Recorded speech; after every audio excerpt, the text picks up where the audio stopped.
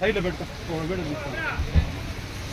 అయిపోయి సైడ్లో పెట్టుకో వాన వస్తుంది మళ్ళీ వాన కమ్మి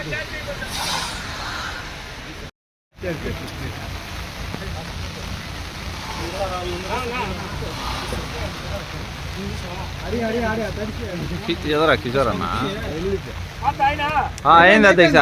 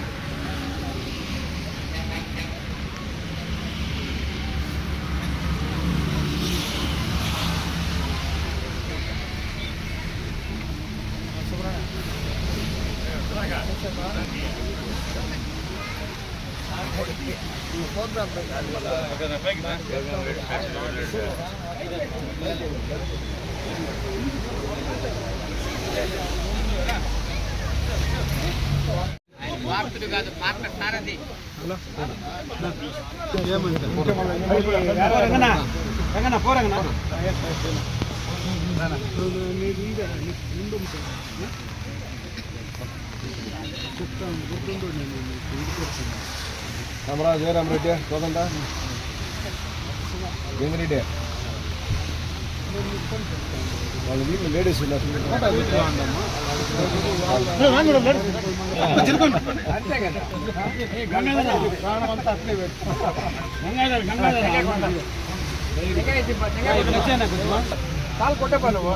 కొట్టు మహేష్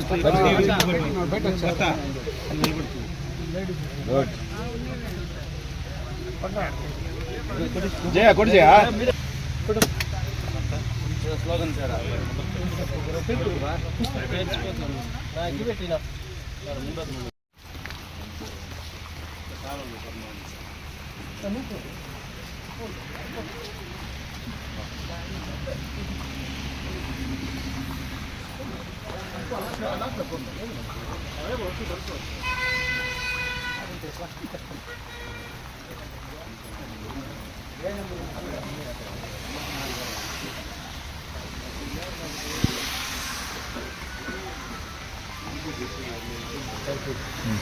రైట్ నా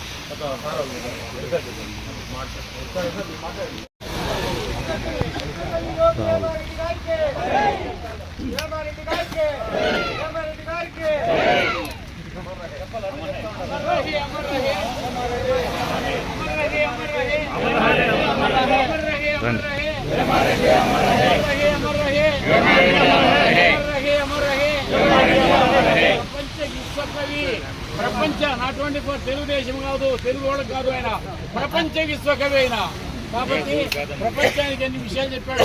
మన తెలుగు వాళ్ళు కూడా ఒక్కడు కూడా పైన రాసిన పద్యాలు 50,000 అనేవాడు.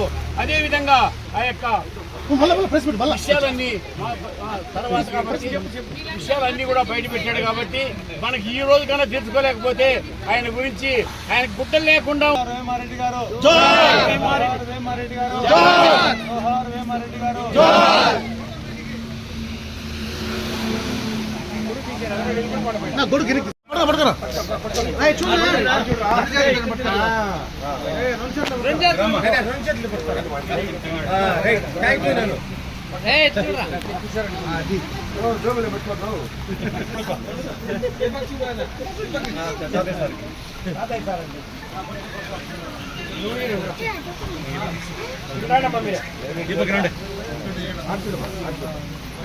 రారా రారా రారా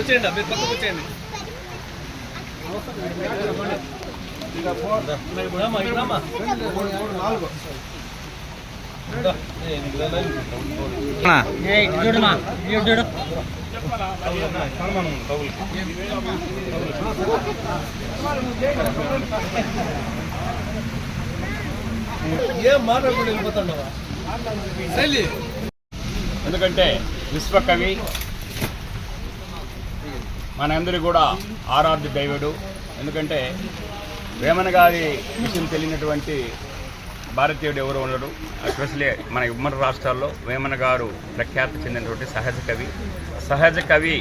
అతను చెప్పినటువంటి పద్యాల్లో ఉన్నటువంటి అర్థాలని ఒక్కొక్క పద్యాన్ని మనం ఆవలించుకుంటూ పోతే దాంట్లో ఎంతో నిగూఢమైనటువంటి అర్థాలు ఉన్నాయి. దాన్ని మనం పాటిస్తే సమాజంలో మనము ఒక గొప్ప వ్యక్తిగా మనం కూడా వెలిగేదానికి ఆస్కారం ఉంటుంది. ఈ గత సంవత్సరం నుంచి ఈ యొక్క యోగి వేమన జయంతిని ప్రభుత్వ పరంగా నిర్వహించాలనేసి గత సంవత్సరం నిర్ణయించారు. దాని ప్రకారమే ఈరోజు కూడా మన కలెక్టరేట్లో కూడా ఈ ప్రోగ్రాము జరుగుతోంది. మనం ఇక్కడ మన ఎమ్మెల్యే గారి సూచనల మేరకు మనము ఈ కార్యక్రమానికి మా డిపార్ట్మెంట్ తరఫున మేము 10-15 మంది ఇక్కడ హాజరైనాము.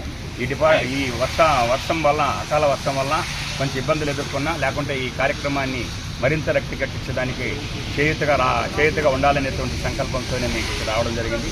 మనం ఈ వర్షాభావం వల్ల కొద్దిగా ఈ కార్యక్రమాన్ని గుర్తించుకుంటూ ఈ కార్యక్రమాన్ని దిగ్విజయంగా జరుపుకోవడం జరిగింది.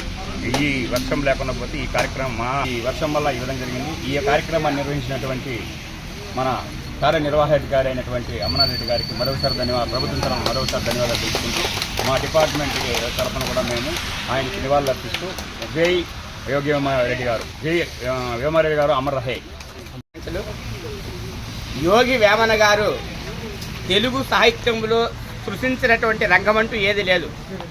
ఏ రంగంలో తీసుకున్నా ఆయనదంటూ ఒక ప్రత్యేకమైనటువంటి శైలి ముద్ర కనిపిస్తుంది.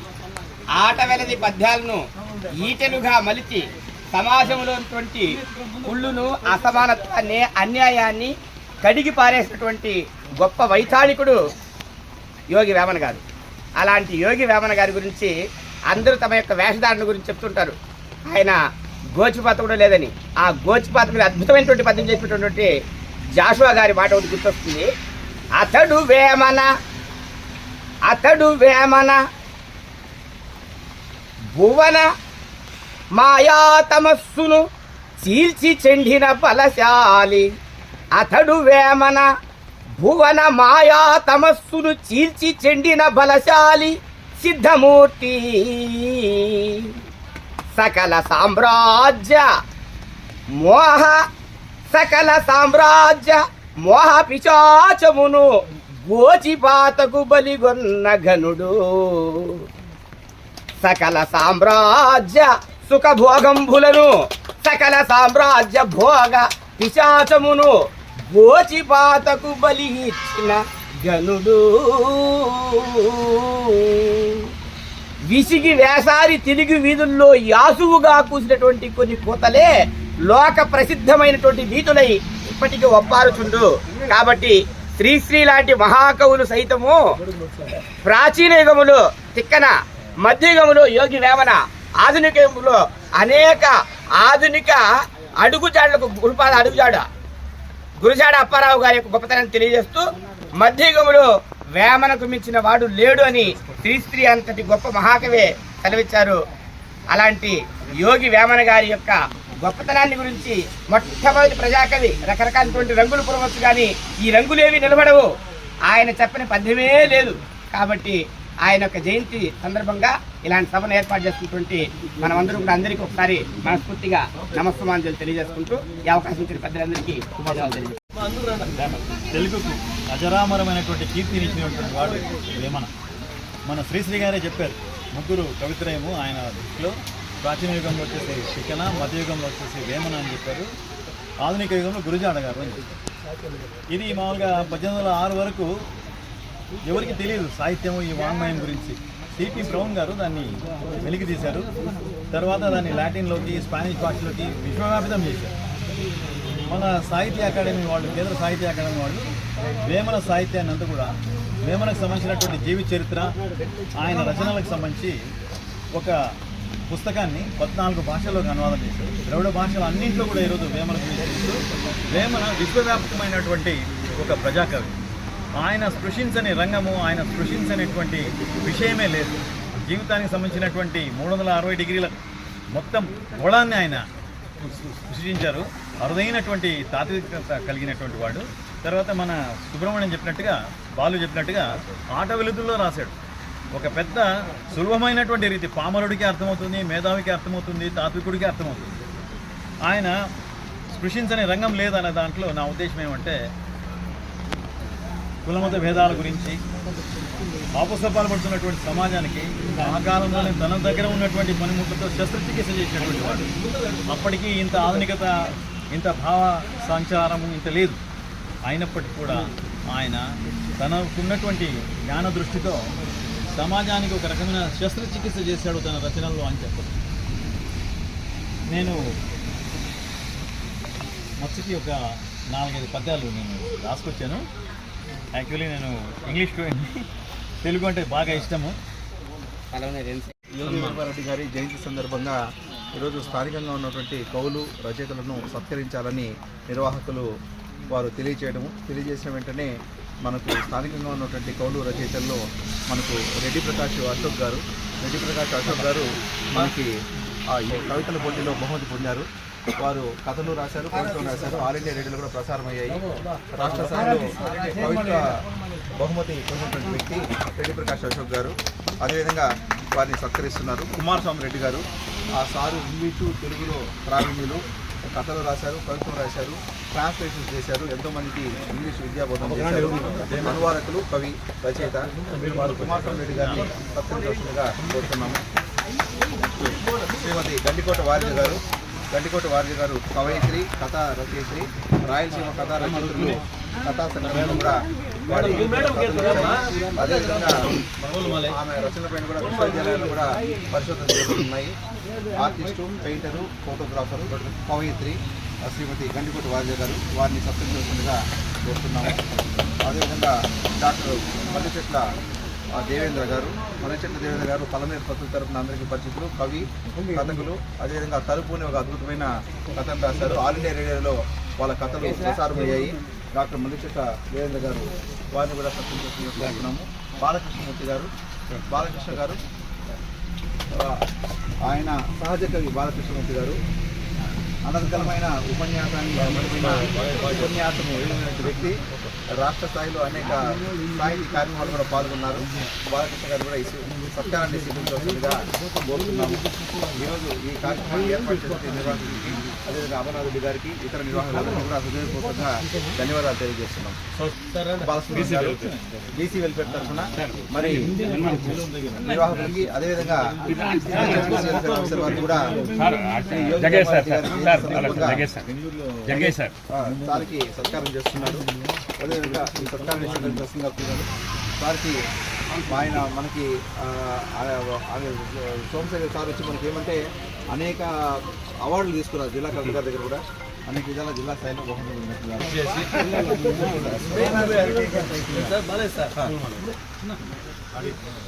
వాళ్ళందరూ కూడా దయచేసి అందరూ అట్లే ఉండండి. అందరూ గ్రూప్ ఫోటో తీసుకుంటారు. అతీతంగా బతకాలి సమాజం అనే దాని మీద చెప్తారన్నమాట. పశుల వన్య వేరు, పాలెల్ల ఒక్కటే, పుష్ప జాతి వేరు, పూజ ఒక్కటే, దర్శనంబులారు, దైవంబు ఒక్కటే, విశుధాభిరామ వినురవేమ. పుష్పాలు ఎక్కడెక్కడో ఉంటాయి, అనేక రంగుల్లో ఉంటాయి. వాటిని రంగుల్ని బట్టి మనం వేరు చేయలేము. ఎందుకంటే దాని జీవభాష వచ్చేసి పరిమళం. అవి ఎన్నో ఉపయోగాలు ఉంటాయి. అత్తరు తయారు చేస్తారు, భగవంతుడి దగ్గర వేస్తారు, అన్నీ వేస్తారు. తాదాత్మ్యంలోకి తీసుకుపోయే తుది రూపము ఒకటే, పరిమళం ఒకటే. అట్లాగే మతాలు ఎన్నో ఉంటాయి, దేవతల విగ్రహాలు ఎన్నో ఉంటాయి, కానీ దేవుడు ఒక్కడే. దైవత్వం అనేది అత్యద్భుతమైనటువంటి ఒక దివ్య కోణం అనమాట. దాని గురించి ఆయన చెప్తారు. ఇంకోటి దీంట్లో విశ్వద అంటే మామూలుగా సృష్టించిన వాడా, అభిరామ ఇష్టమైన వాడు నేను, వినురవేమ అని ఒక తర్కం చెప్తారు. రెండవది ఏం చెప్తారంటే విశ్వద అనేది వాళ్ళ వదిన గారి పేరట, అభిరామ అనేది ఆయన స్నేహితుడి పేరు. వారికి ఆయన సంభాషణ ద్వారా చెప్తున్నట్టుగా ఈ పద్యాన్ని చెప్పుకుంటూ వస్తారు. ఇది ఒక తర్కం ఉందన్నమాట. దీంట్లో తరువున పుట్టు తరుపున అనలంబు, తరువ పుట్టు దది యుతము, తలుప పుట్టు తనువున తత్వము, విశ్వదాభిరామ వినురవేమ. చెట్టును ఢీకున్నా, కొమ్మను ఢీకున్నా అగ్గి పుట్టున అనలంబు. అట్లాగే తరువ పుట్టు దదిని యుతము, పాలు చిరిగే కొద్దీ మీగడ బయట వచ్చి దాని ద్వారా వెన్న వస్తుంది, దాని ద్వారా నెయ్యి.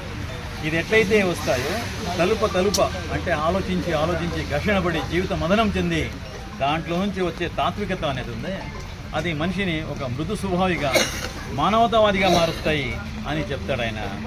ఇంకోటి, అంత గొప్పగా వేదాంతం యొక్క ఔన్నత్యాన్ని అనుభవించిన వ్యక్తి ఒక స్టేజ్లో వచ్చేసి వైరాగ్యంలోకి వెళ్ళిపోతాడు. అప్పుడు కూడా ఆయన మానవత్వం గురించే మాట్లాడాడు. శత్రువుల గురించి కూడా మానవతా ధర్మాన్ని విస్మరించరాదు అని చెప్పేసి ఒక పద్యం రాశారు. సంపదగిన ఎట్టి శత్రువును తన చేత చిక్కినేని కీడు చేయరాదు, మొసగ మేలు చేసి పొమ్మునటే మేలు విశుధాభిరామ వినురము. సంపదగినటువంటి అతి క్రూరమైన శత్రువు కూడా దగ్గరికి వస్తే పో అని చెప్పేసి వదిలేయాలంట. అదే మేలు, అది మనకు హాయినిస్తుంది, వాడికి మేలు చేస్తుంది అని చెప్పేసి ఒక మానవ ధర్మం గురించి చెప్తారు ఆయన. ఆయన స్పృశించని ఇదే లేదు. దొంగ బాబాల గురించి,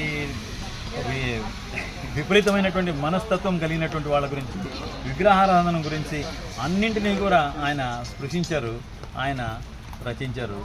ఆయన కాలం తర్వాత కూడా ఉండదగినటువంటి వాడు, అజరామరుడు, ఆయన అనంత కీర్తివంతుడు, విశ్వకవి. ఆయన నిజమైన అక్షర రూపం దాల్చినటువంటి మహాకవి. ఆయన చేతనత్వం అనేది మన తర్వాత కూడా ఉంటుంది, శతాబ్దాల కొద్దీ ముందుకు పోతుంది. కులాలకు అతీతంగా, మతానికి అతీతంగా, భాషలకు అతీతంగా అన్ని భాషల్లో ఉన్నారు ఆయన గురించి దాదాపు ప్రపంచానికి మనం బాగా తెచ్చిన పుస్తకం లాగా అయిపోయింది. తెలుగు భాష గురించి ఫ్రెంచ్ వాళ్ళు ఏం చేసినప్పుడు మన యొక్క ఆచార వ్యవహారాలు ఎట్లా ఉంటాయి, మన వస్త్రధారణ ఎట్లా ఉంటుంది అనే దాంట్లో తీసుకున్నప్పుడు వేమన పద్యాలని ఉటంకించారంట. ఫ్రెంచ్ ద్వారా అది ఇంగ్లీష్లోకి పోయింది. సిపి బ్రౌన్ గారు కూడా దాన్ని బహువ్యాపితం చేశారనమాట. ఈ విషయాన్ని తెలియజేశాను. దీంట్లో కొన్ని లోపాలు ఉండొచ్చు, క్షమించమని చెప్పేసి కోరుతూ సెలవు.